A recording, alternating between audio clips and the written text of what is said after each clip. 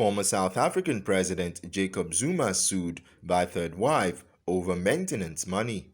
Former South African President Jacob Zuma was on Tuesday, August 18, represented in court by his advocate Nqabayethu Buthelezi after being sued by his third wife, Tobeka Madiba, over maintenance money for her and her school-going daughter.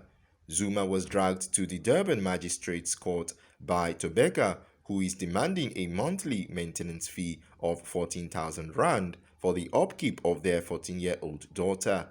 Arguing at the Durban Magistrate Court, head of Zuma's legal team, Eric Mabuza, denied claim of him not paying for the upkeep of his 14-year-old daughter.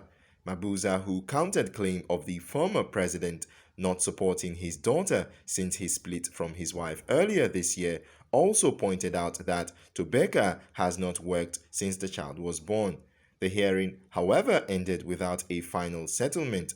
After the hearing, which was held in camera, Zuma's legal representatives, Advocate Nqaba Buthelezi and Advocate Rudolph Mbalula, refused to comment.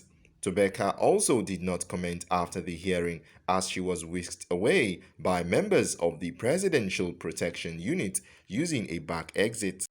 The maintenance prosecutor, Thulasizwe Malobo, said he could only divulge that the process was a mere mediation which need hearing from both sides and not a court case. Malobo added that both parties will come back to the court in the near future for further deliberations in his presence.